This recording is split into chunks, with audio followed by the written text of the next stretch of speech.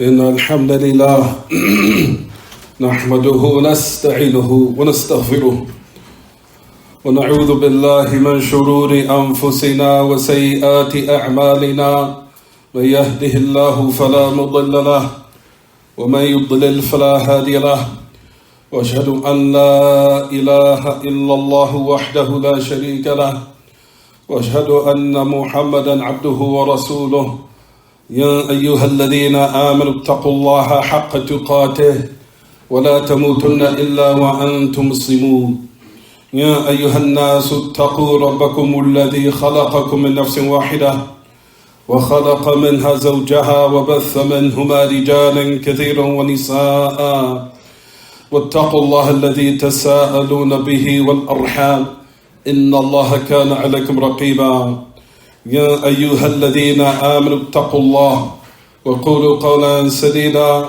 يصلح لكم أعمالكم ويغفر لكم ذنوبكم ومن يطع الله ورسوله فقد فاز فوزا عظيما أما بعد فإن خير الكلام كلام الله جل في العلا وأحسن هدي محمد صلى الله عليه وسلم وشر الأمور محدثاتها وكل محدثة بدعة وكل بدعة ضلالة وكل ضلالة في النار. As we mentioned in regards to the conditions of La ilaha illallah, we said that the first condition is knowledge, is ilm. To have knowledge of the meaning of La ilaha illallah. For that affair will be from the questions of the grave. The questions in which the angels will ask, وَمَا يُدْرِيكَ, what will make you know this affair? And we mentioned and said that that question is based upon knowledge, because the angels will scrutinize you based upon the fact, are you just saying this because this is a customary practice of your forefathers? Are you just saying it because it was just something that you inherited from them? Or are you saying it based upon what substantiates it, which is knowledge, that you truly believe that? So that's the first affair, which is of the ilm. And La ilaha, when you say La ilaha ya ma'ash al-ikhwa, La ilaha is a refutation. Just know that the basis of the shahada, that which you utter, because we know there is widespread amongst the whole world, that refutations have no benefit. As this is a satanic call. Yes, it's a satanic call. Call to the hellfire. When you utter the shahada, La ilaha, the mere shahada or the kalima to shahada, when you utter it, in it is a refutation. Just the mere basis of what validates your Islam, in it is a refutation. When you wants to enter the fold of Islam, you are uttering literally a refutation. When you say La ilaha, there's no deity worthy of worship in truth, you are saying, I reject the ideologies of the polytheists. I don't believe it. I separate myself from it. It's a refutation against the polytheists, the mushrikeen. You are setting yourself free from them. You are rejecting their beliefs and their ideologies because you know their ideologies is a call to the hellfire.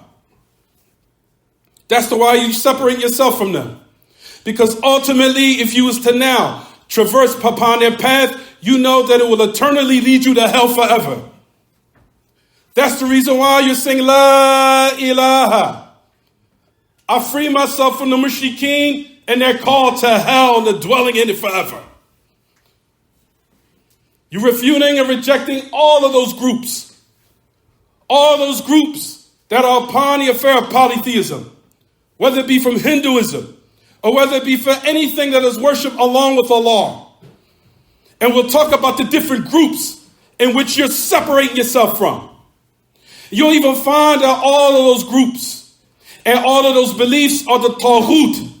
It's a taghut in which Allah Ta'ala has said if you have to disbelieve in them, if you want your faith to be correct. As Allah Ta'ala says in His book, وَمَن يَكْفُرْ بِالطَّاغُوتِ وَيُؤْمِن بِاللَّهِ, whoever disbelieves in the taghut and they believe in Allah. it on the scale now. Whoever disbelieves in the Tawhut, La ilaha, and they believe in Allah, illallah. Same thing. It's just said in a different way. Say La ilaha illallah, but in a different way. Whoever disbelieves in the Tawhut and believes in Allah. For the affairs, ya ma'ash al-ikhwa, when you say La ilaha, you are setting yourself from the people of disbelief in the mushrikeen, what they believe and its people. When you say illallah, except Allah, you are refuting another group. You know who you're refuting? The atheists.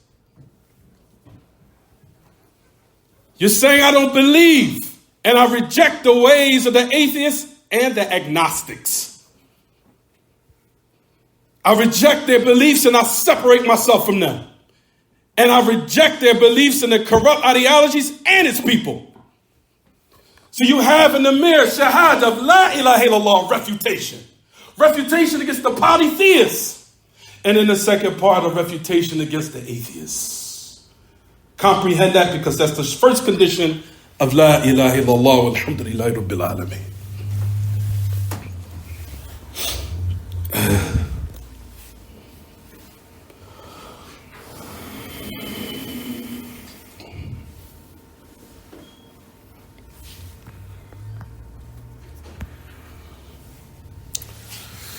Alhamdulillahi wahdahu, wassalatu wassalamu ala man la nabiyya ba'dahu, wa ala alihi wa sahbihi, wa man tamassaka bi sunnatihi ila yawmiddin, wa sallama tasliman kathira, amma ba'd. We said that La ilaha illallah in the Quran is mentioned in many different ways. From them is the ayah I just quoted. وَمَن يَكْفُرْ بِالطَّاغُوتِ وَيُؤْمِن بِاللَّهِ. That's La ilaha illallah. Whoever disbelieves in the Tawhut, that's La ilaha, and believes in Allah, illallah. The Tawhut, ya ma'ash al-ikhwa, Allah Ta'ala has bonded upon us to have knowledge of these affairs of the mere basis of what validates your Islam and brings you into its fold. Ignorance on the day of resurrection of this mere kalima, of this word, is unexcusable. You cannot come on the day of resurrection and saying to Allah, I was ignorant of this affair. No one is ignorant of this affair, especially these days. You have too many ways to attain knowledge of these matters. It takes maybe 10 to 15 minutes to comprehend these mere basics. These affairs are unexcusable, where you will use the excuse that I was ignorant, I didn't know. You know because you know now and you hear it now. You were warned. Allah Ta'ala says in this book, وَمَن يَكْفُرْ بِالطَّاغُوتِ. Whoever disbelieves in the Tawhut. What's the Tawhut? Everyone says false deities. What are they? False deities, number one, is the worship of the devil. That's number one. Because there are Muslims out there and it's becoming widespread, the worship of the devil. That is the greatest of all Tawhuts. In which Allah says that your Islam is not valid unless you reject it. Reject the devil and the worship of him. The second type of Tawhut is the one who claims to have knowledge of the unseen. That you have to reject their ways and separate yourself from them, because that's the meaning of La ilaha illallah. The meaning of it where you now free yourself from the people who claim to have knowledge of the unseen, from the palm readers and the crystal ball readers, and the people say that I manifested something in reality. And those pertaining to the zodiac signs. The people who claim to have knowledge or predict certain affairs have taken the place in this existence based upon the positions of the stars. And that I'm a Pisces and that one is a Leo. All of these are the affairs of the Tawhut that Allah Ta'ala says it's obligatory for you to disbelieve in. Obligatory. And that if you don't disbelieve in it, it will now render your faith null and void. It's a condition in La ilaha illallah, because the topic of today is talking about the conditions of La ilaha illallah. And we said the first condition is knowledge, and all of these details that we're given is the knowledge of La ilaha illallah. The Taghut, number 2, the one who claims to have knowledge of the unseen, whether it be from people who practice numerology, the people who read inside of the palms of people, or the people that predict certain affairs based upon numbers or based upon the position of the stars, like we mentioned and said, of those who indulge inside of zodiac signs and the likes. Because we hear Muslims practicing zodiac signs, and which is to let you know they have their ignorance of the mere fundamentals of the religion. Fundamentals, ABCs. And if you understood it, you would never indulge in it. Because you know it's the most worst of all sins, because it's polytheism and disbelief, which will land you in hell eternally. You will never come out. You will never come out of the hellfire if you practice and involve inside of these affairs. Never come out. These affairs make Allah angry. And it causes Allah's descension of his wrath to descend upon the creation. The other Taghut is the one who judged by other than what Allah has revealed. You know what that's involving, brothers and sisters? Democracy.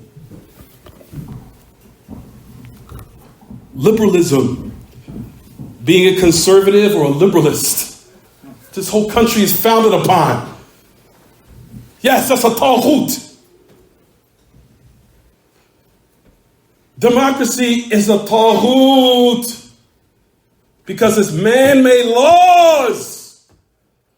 Judging by other than what Allah has revealed is a meaning of the Taghut, as Ibn al-Qayyim mentions, in which a lot of Muslims are ignorant of, and if they were to study this affair, they would separate themselves from these type of matters. It's a Taghut. Communism, liberalism, being a conservative, Democrat, Republican. That's why you never hear Abdur-Razzaaq votes. And I stand firm on that. And what's so crazy is everybody want to talk about black this and black that. You read even what they said with Malcolm X and all of them. And you still don't follow it. They told you voting is nonsense. They even said it to you. And at that time, he wasn't upon what was correct. What about the people who's upon Salafiyyin and telling it to you that it could invalidate your faith? Oh, because they said it, and still we don't listen. And you see the results of it. What have the politicians done? Things are worse than ever. As we keep burying our children every day over and over and over and over again. It's a system based upon oppressing the poor and making the rich richer. What in the world would you think that system is going to be beneficial for anyone? It's all built upon what Allah makes Allah subhanahu wa ta'ala angry. That's the meaning of the Taghut. A system built upon making the poor poor and the rich richer. Really? The next meaning of La ilaha illallah, or the meaning of Taghut. The one who's worshipped and he's pleased with the people worshiping him. He's pleased with the people worshiping him. From all of those different types of people who call to the worship of themselves, and they are pleased with them, and people worshiping them is a Taghut. Man ubida wa huwa radin. And the one, and the last definition is the one who calls to the worship of himself. He calls to that affair, he calls to the worship of himself, he's a Taghut. All of these matters, brothers and sisters, are mere fundamentals we have to comprehend and take advantage of the matters of what Allah Ta'ala has facilitated, meaning these affairs of knowledge are right in front of our hands with these type of gadgets that we utilize every day. It takes 10 minutes out of your time. And the reason why Allah Subhanahu wa Ta'ala's wrath has descended upon us because of our lack of knowledge in these affairs and us becoming extremely lackadaisical. May Allah Ta'ala allow us to attain knowledge. First condition, brothers and sisters, just to sum up, have this memorized. All you have to memorize is one word: knowledge. That is the first condition of La ilaha illallah. The second condition is surety, that you cannot meet Allah on the day of resurrection and you have doubt. Those affairs are extremely dangerous. Why? Because Allah says in His book, on the tongue of Khalil Rahman, Ibrahim, يَوْمَ لَا يَنْفَعُ مَالٌ وَلَا بَنُونَ إِلَّا مَنْ أَتَى اللَّهَ بِقَلْبٍ سَلِيمٍ. The day when you meet Allah, all of us, your children and your wealth will not benefit you, except the one who comes to Allah with a sound heart. Coming to Allah with a sound heart is having knowledge of La ilaha illallah. Coming to Allah with a sound heart is having surety. If you meet Allah and your iman is wavering, it could be a reason for your demise on the day of resurrection. That's the reason why the Salafis and the people of the Sunnah always focus on these matters, because we know Allah will address them first before the good and bad deeds. Before the good and bad deeds, the heart has to be checked as far as its basis. Did you have doubt concerning La ilaha illallah? Was your iman wavering in this affair, or did you have istiqan? Did you have yaqeen? That's what we'll speak about next week, bi'idhnillah jalla wa az. May Allah subhanahu wa ta'ala نسأل الله تبارك وتعالى بأسمائه الحسنى وصفاته العلى يرزقنا وإياكم العلم النافع والعمل الصالح والثبات على الحق، ويرينا الحق حقا ويرزقنا اتباعه، ويرينا الباطل باطلا ويرزقنا اجتنابه. فنسأله سبحانه جل في العلا بأسمائه الحسنى وصفاته العلى أن يعيذنا وإياكم